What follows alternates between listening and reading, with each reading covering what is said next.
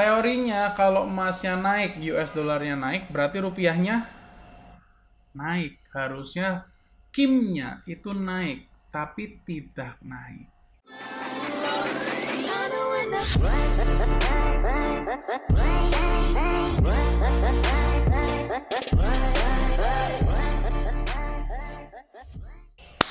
Halo guys, ketemu lagi sama gue Ronald di channel Tukang Emas. Hari ini kita update harga lagi karena udah lama banget kita nggak update harga. Sebelum kita mulai, gue sebelumnya mau mengucapkan Selamat Natal dan Tahun Baru, terutama buat teman-teman yang merayakannya. Semoga damai Natal berada di hati kalian dan semoga di tahun baru yang akan datang ini, di tahun 2021, kita semua akan semakin sukses, semakin banyak berkatnya, dan semakin banyak memberkati orang lain. Oke guys, kita hari ini mau update harga lagi, dan ada beberapa hal lagi yang nanti akan gue sampaikan. Contohnya seperti ada keanehan juga yang terjadi di harga emas ya. Indonesia ini memang unik sekali lah, banyak keanehan-keanehan yang terjadi, dan di sini gue akan sharingkan kepada kalian.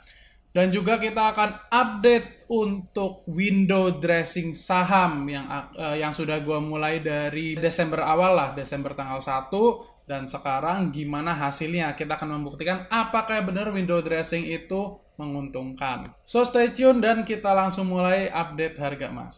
Oke guys, kalau kalian bertanya-tanya kenapa sih nggak update harga emas? Sebetulnya karena harga emasnya segitu-segitu aja, gerak-geraknya paling cuma naik turun 2.000-3.000 perak aja ya. Di hari ini tanggal 30 Desember penutupan tahun ya, masih ada satu hari lagi sih besok ya, harga kimnya berada di angka 853.000. Ini sama dengan video gue yang tanggal 23 Desember.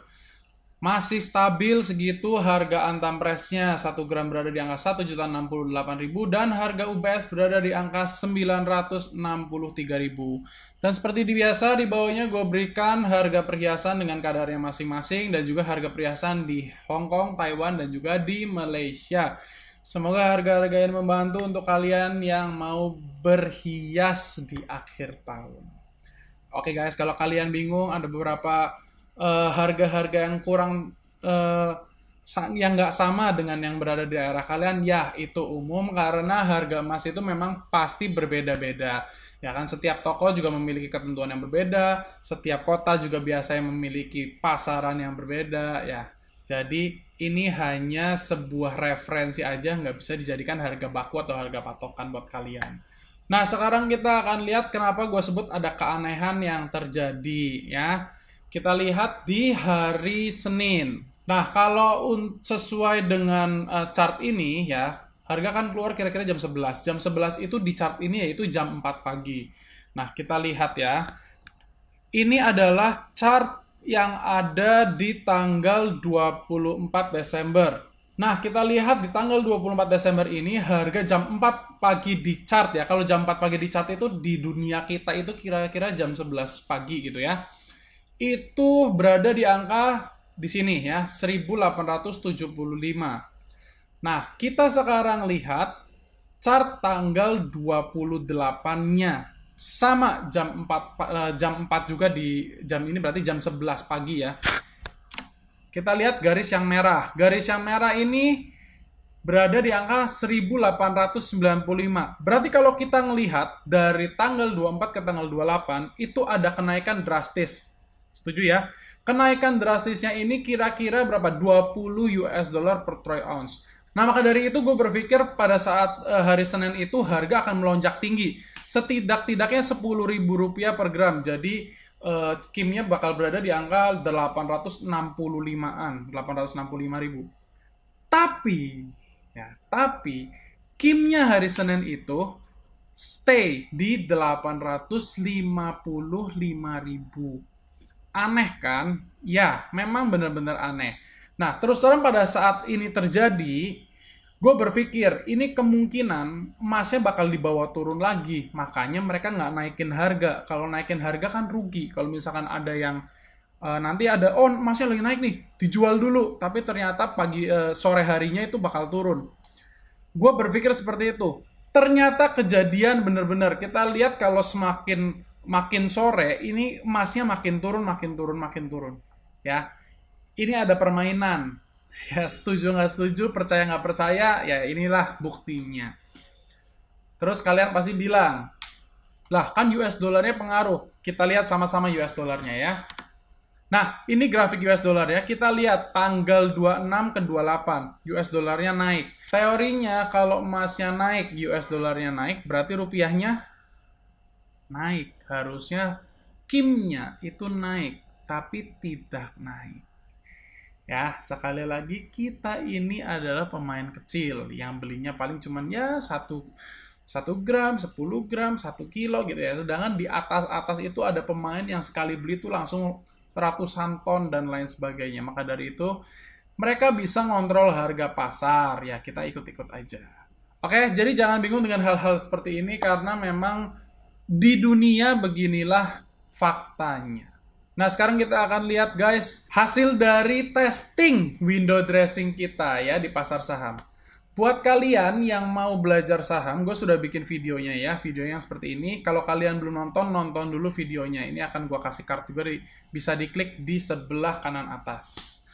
Oke, kita lihat untuk hasil window dressingnya. Jadi di tanggal 1 Desember, gue beli 4 saham dengan ya ini ya, Adaro, BNI, BRI, dan juga Mandiri ya. Dengan harga beli yang ada di tabel ini ya. Dan sebelahnya itu rasio itu adalah persentase modal yang gue masukkan ke saham-saham tersebut. Di akhir dari bulan ini, yang katanya biasanya ditarik naik semua, ya ini belum tutupan pasar ya. Ini gue bikin video kira-kira jam 1. Ini berarti masih tengah-tengah. Harganya seperti berikut. Jadi yang Adaro berada di angka 1460, BNI 6200, BRI 4170, dan BMRI 6350. Jadi dari sini kita bisa ngelihat kalau ada yang rugi itu adalah sahamnya Bank Mandiri. Ruginya berapa banyak? 2%, kira-kira 2,6%.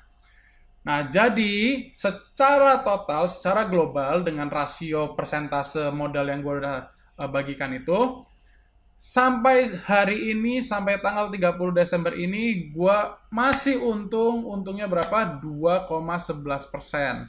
Not bad lah ya, masih untung. Tapi kalau kita ngelihat, poin tertinggi yang pernah kita dapatkan, atau gain tertinggi yang pernah kita dapatkan, itu berada di tanggal 17 Desember. Kalau kita ngelihat, di tanggal 17 Desember itu, gue sudah untung 8,83%.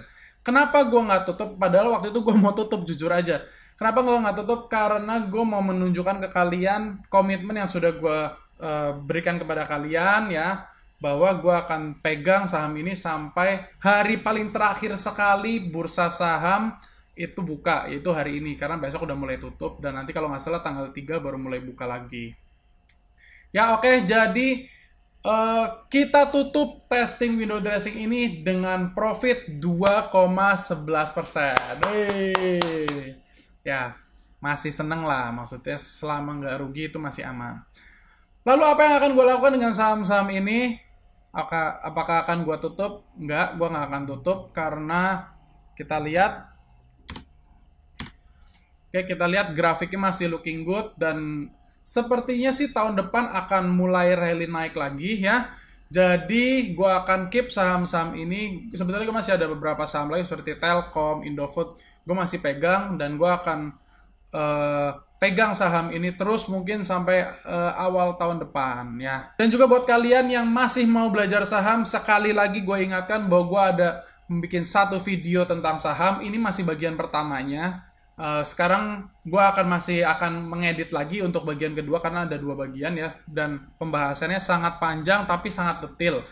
Ini masih untuk para pemula gitu ya. Jadi video bagian keduanya akan gue posting di hari Jumat tanggal 1 ya, tanggal 1 Januari untuk pembukaan awal tahun ya. Oke guys, segitu dulu video gue hari ini. Di penghujung tahun, ini video paling terakhir. Buat kalian yang sedang enjoy akhir tahun kalian, kita ketemu lagi di tahun 2021.